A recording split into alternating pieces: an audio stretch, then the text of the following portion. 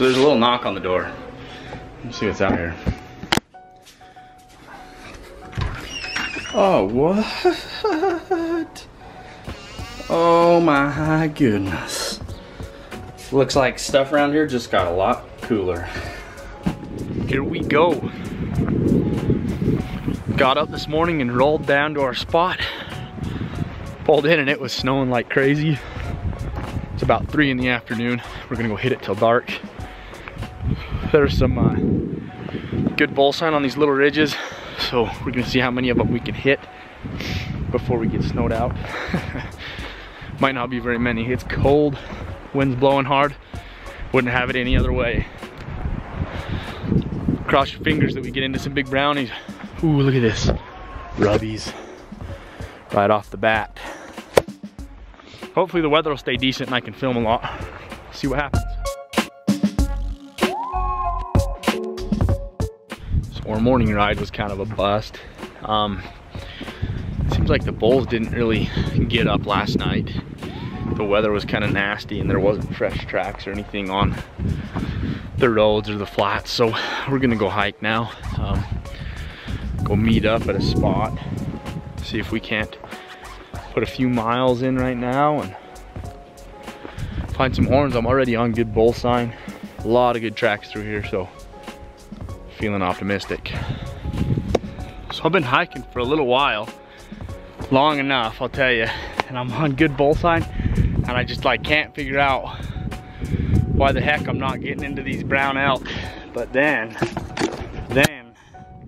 oh yes, yes, yes, yes. That's the first brown elk shed of the year for me, right here on this little rim. Oh my gosh, I've been like stick horned a million times and discouraged. Ah, that feels good.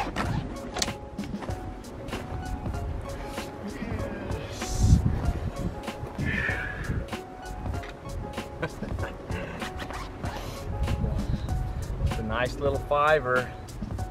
Hasn't been down very long. Pretty fresh.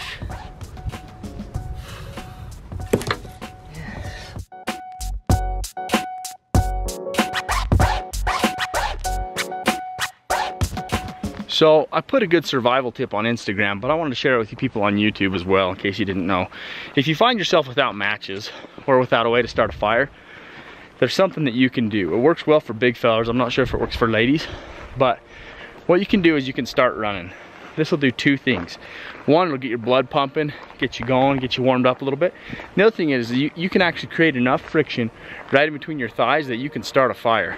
I like to get a little bit of pine sap, maybe some little twigs, some shredded brush, and just put it in there, start running as fast as I can. And as soon as I see smoke, I drop my drawers, throw it out on the ground, put some kindling on it, and bam, you got a fire. It could save your life, ladies and gentlemen. So you're welcome, give it a whirl. Well, the day is winding down. I just talked to the other guys on the radio. I'm about over to where we parked. Got off the phone with my wife a little bit earlier today. I don't know about you guys, but it seems like every time I'm out of town, stuff just hits the fan. So I don't know if you guys remember or not. I made a video when I first started this. I think it's called The Hardest Thing About Hunting Full Time. And in the video I talked about my little boy Timber burning his hands on the wood stove. Pretty emotional thing for me. I was there with him when it happened, and anyway, it was crappy. So after almost a year now ago that happened, we get a bill from the burn center saying that they denied our health coverage. Bill for like 750 bucks. We can afford it. We're okay, like we have some saving. But honestly, if we weren't out of debt, something like this would have sunk us. I haven't talked a lot about the financial side of this. If we didn't have an emergency fund in the bank, we'd have been broke. I mean, even 2 or 3 years ago, the way our finances were, something like this could have been a major financial catastrophe for our family. But still sucks. Still takes the wind out of my sails, knowing that I'm gonna have to rebuild that fund. But have a little money in savings. You know, you'd be like, why should I take financial advice from you? That's the valid point, but have a little cash. You'll never regret it. Anyway, that's all I wanted to say. That's my rant for the day. Get back to the truck. Chris scored that big dirty 5er. Ooh. Says hard white. It's pretty brown looking, shaded up under a tree. We did all right, I guess. What do you think? All right. A lot of walking. A lot of walking. I pulled up my GPS to see how far it was back to the truck, and I thought it'd be like a mile. 1.89. That's too far. Walked a lot of miles today. Horns though, we got a few. So we're cruising down the road going to a spot to look for some elk sheds, and we look over on the tree line and there's the deer I missed with my bow down here on the over-the-counter archery hunt. He's just chilling, laying there. Good to see that he made it through the hunt, so now I can try to kill him next year. We're gonna try to phone scope him. We'll see if we can get some footage of him.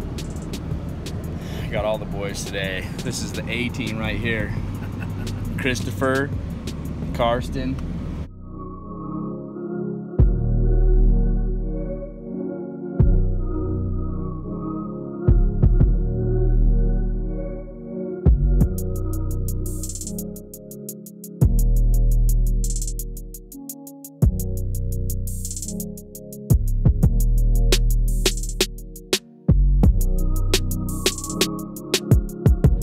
Well, it's our last day down here, and we only got a couple hours to hit it before we got to roll up and go home.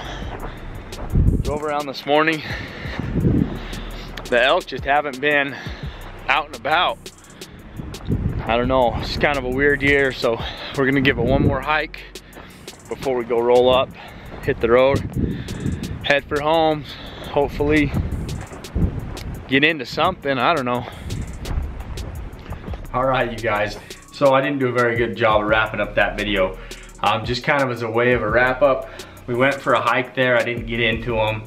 Ended up loading up, coming home, not too exciting. Ate too many Whoppers on the way home, and it wasn't good. But I made it home. Been hanging out with my family for a few hours. Now I'm gonna sit down and cut this video, but I was stoked to pick up the first brown elk shed of the year on this trip.